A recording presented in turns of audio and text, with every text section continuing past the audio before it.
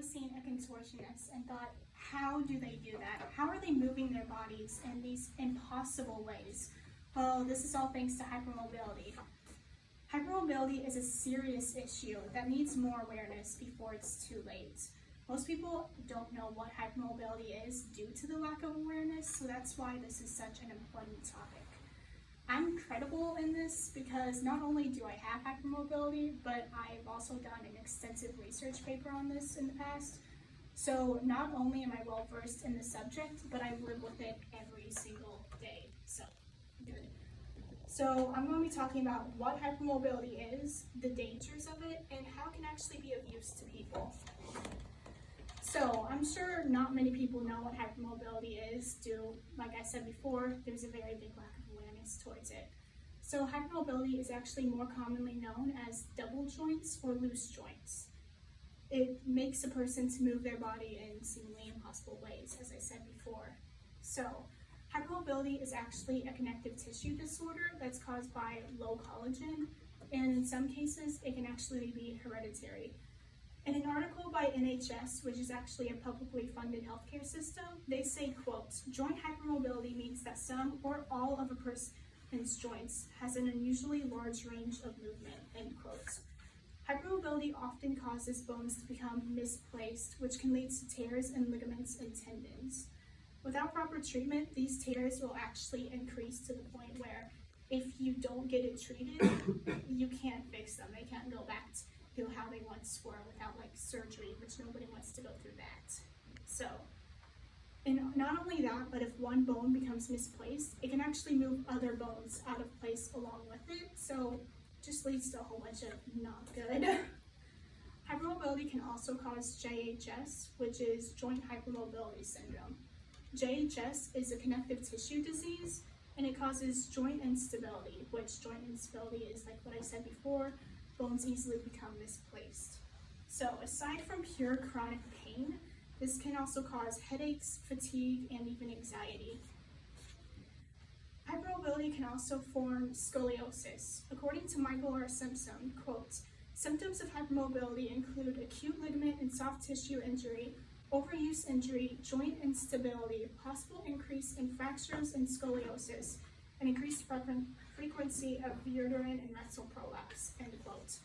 So just nothing good, basically. Not only can hypermobility cause physical issues, but it can also cause emotional ones.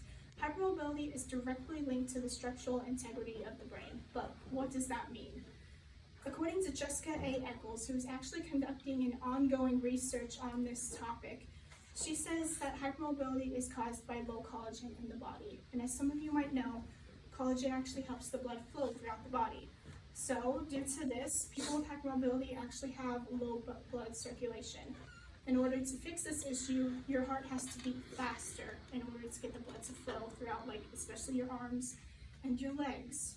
So your heart beating faster actually puts your body in a state of fight or flight mode, which while this is dire and intense situations, it is really bad and unhealthy to be in at all times.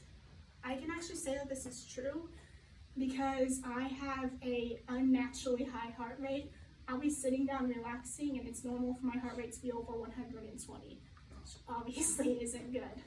Not only this, since I can say that I wear nail polish quite frequently just because to hide the fact that my nails constantly turn blue due to the poor blood circulation. So obviously that's not too healthy, but not much can be done as of right now due to the lack of research and awareness towards this issue. Jessica A. Eccles, which is who I talked about before, says, quote, individuals with hypermobility are up to 16 times overrepresented among those with panic or anxiety disorders. This basically means that people with hypermobility are 16 times more likely to have panic attacks, anxiety, and even depression. So, even though hypermobility is very dangerous, it can have some uses, especially in professional athletes like dancers, swimmers, and contortionists.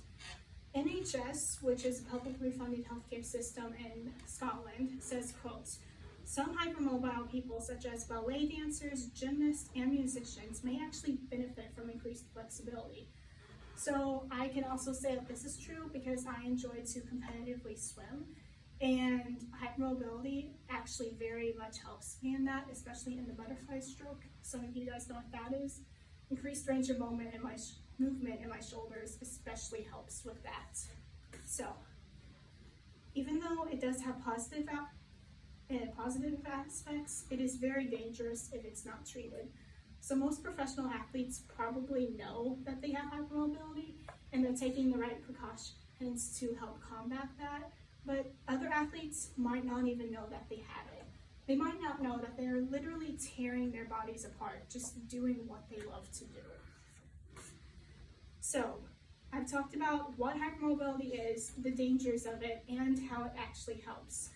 But even though it is very dangerous, as I've said before, the most dangerous part of it is its lack of awareness towards the issue.